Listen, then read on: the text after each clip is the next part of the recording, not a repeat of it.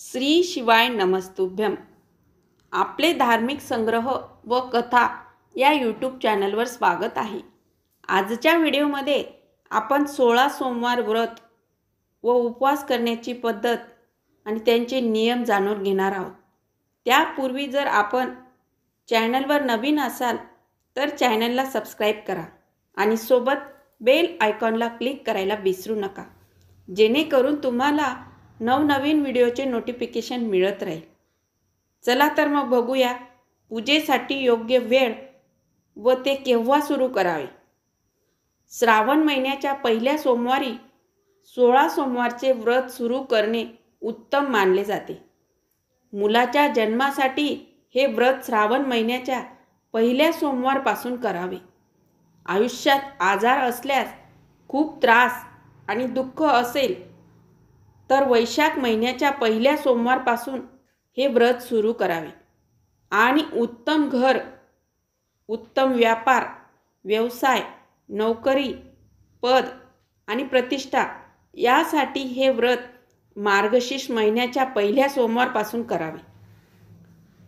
सोमवारी सूर्योदयापासून उपवास सुरू करावा आणि संध्याकाळच्या पूजेनंतर प्रसाद घेऊनच उपवास पूर्ण करावा.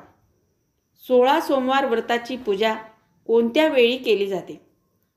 शिवपुराणानुसार 16 सोमवार व्रताची उपासना दिवसाच्या तिसऱ्या भागात म्हणजे 4 वाजेच्या सुमारास सुरू करावी. सूर्यास्तापूर्वी पूजा पूर्ण करावी. शास्त्रानुसार प्रदोष काळात शिवाची उपासना पुण्यफलदायी असते. 16 सोमवार व्रताची सामग्री.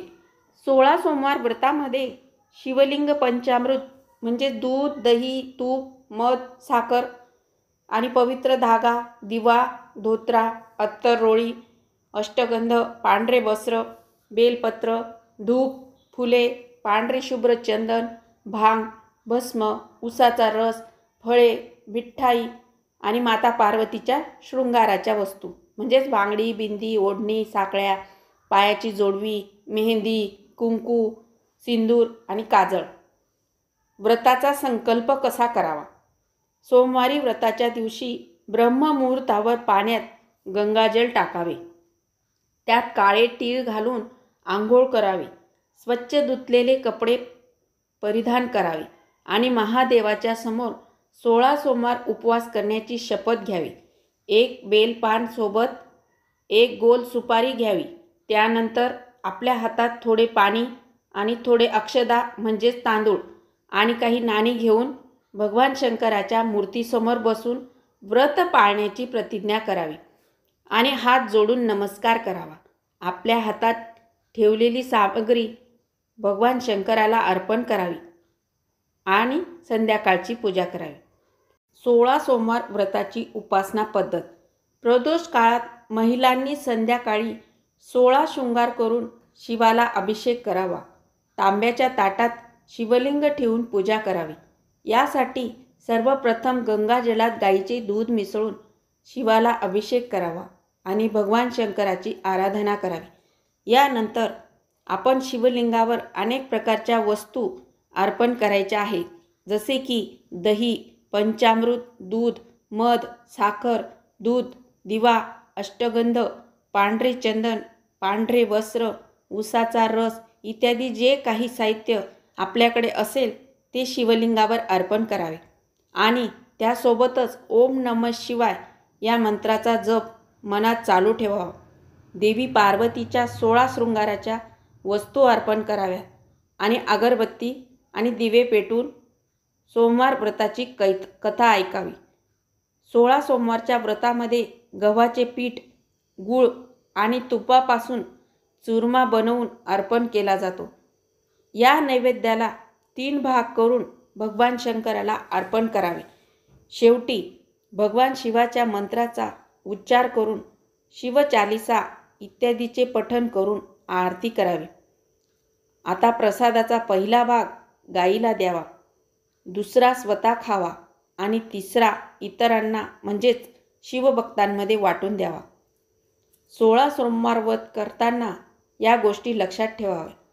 16 सोमवारचा उपवास कठीण मानला जातो, म्हणून उपवास करणाऱ्यांनी 16 सोमवार उपवास करण्याचा संकल्प करून ते पूर्ण करावे. हे व्रत मध्येच सोडू नये, अन्यथा उपवास व्यर्थ जातो. मासिक पाळी असेल तर त्या दिवशी उपवास करावा, पण तो मोजता कामा नये. व्रत आणि पूजा झाल्यावरच त्याच ठिकाणी बसून प्रसाद खावा. पूजेच्या मध्यभागी उठून जाणे शुभ नाही. हे व्रत पाळणाऱ्यांनी ब्रह्मचर्य पाळावे. सोमवारी चुकूनही घरी तामसिक पदार्थ बनवू नये आणि शक्य असल्यास मीठ नसलेली फळे खावी. उद्यापन पद्धती. 17व्या सोमवारी तुम्ही तुमचा 16 सोमवार व्रत नीट पाळू शकता आणि तुमच्या 16 सोमवार व्रत पद्धतीनुसार केवळ जाणकार पंडिताकडूनच उद्यापनाचा कार्यक्रम करून घेऊ शकता, कारण त्यांना मंत्राचे उत्तम ज्ञान आहे. व्रताच्या दिवशी सकाळी लवकर उठून सूर्योदयापूर्वी आंघोळ वगैरे झाल्यावर स्वच्छ कपडे परिधान करावे. त्यानंतर आपल्या पूजास्थानी जावे आणि गंगाजलाने पूजास्थान शुद्ध करावे आणि त्या ठिकाणी केळीच्या पानांच्या मदतीने 4 खांबांचा मंडप तयार करावा. या मंडपाभोवती फुले आणि आंब्याची पाने ठेवावी. त्यानंतर पूजेचे सर्व साहित्य घेऊन पूर्वेकडे तोंड करून चटईवर बसावे. यानंतर आपण बनवलेल्या मंडपाच्या मध्यभागी एक चौकट ठेवावी आणि त्या चौकटीवर पांढरे रंगाचे कापड पसरवावे आणि त्या कापडावर भगवान शिव आणि पार्वतीची मूर्ती स्थापित करावी. नंतर वेळ येते ती स्वतःला पवित्र करण्याची. त्यासाठी सर्वप्रथम तुम्ही हातात थोडे स्वच्छ पाणी घ्यावे आणि नंतर ओम पवित्रः अपवित्रो वा सर्ववस्तांगतोऽपि वा ये स्मरेत पुंडरीकाक्षं स वाह्यभ्यंतरशुचिः या मंत्राचा जप करताना स्वतःवर आणि सर्व पूजेच्या साहित्यावर पाणी शिंपडावे आणि सर्व काही शुद्ध करावे. हे केल्यानंतर तुम्हाला भगवान शिव आणि पार्वतीची पूजा करायची आहे. त्यासाठी तुम्ही भगवान शिवाला अभिषेक करावा आणि त्यांना धोत्र्याचे फूल, बेलपत्र, सुपारी, भांग इत्यादी विविध वस्तू अर्पण कराव्या. पूजा झाल्यानंतर तुम्ही उद्यापन करू शकता. पण हे लक्षात ठेवा की ज्या दिवशी तुम्ही तुमचे उद्यापन कराल त्या दिवशी तुम्हाला दिवसातून एकदाच खावे लागेल आणि असे अन्न खावे लागेल की ज्यामध्ये मीठ नसेल. या दिवशी विवाहित जोडप्यांना जेवणही दिले जाते. एक महत्त्वाची गोष्ट लक्षात ठेवा, रात्रीच प्रसाद संपवावा लागतो. प्रसाद रात्रभर ठेवला जात नाही. प्रसाद घरीच बनवावा आणि पूजा थाळीतील दिव्याची वातही स्वतःच्या हाताने बनवावी. नरसिंह पुराणातील प्रसादाचे महत्त्व सांगते. 16 सोमवारच्या व्रतासाठी कोणाच्या घरी उद्यापन असेल तर तेथे दोन्ही तळवे पसरवून प्रसाद त्यांच्या दारात खावा. जर कोणी पशुपतीनाथाचा उपवास करून मंदिरात प्रसाद सोडला आणि कोणत्याही स्त्री किंवा पुरुषाने तो स्वीकारून वसाहतीत वाटला तर त्याला हजारो अश्वमेध यज्ञ केल्याचे फळ मिळते. महादेवजींच्या समोर ठेवलेले थंड केलेले दिवे उचलून चांगल्या ठिकाणी ठेवल्यास महादेवजी तुम्हाला संकटसमयी मदत करतात.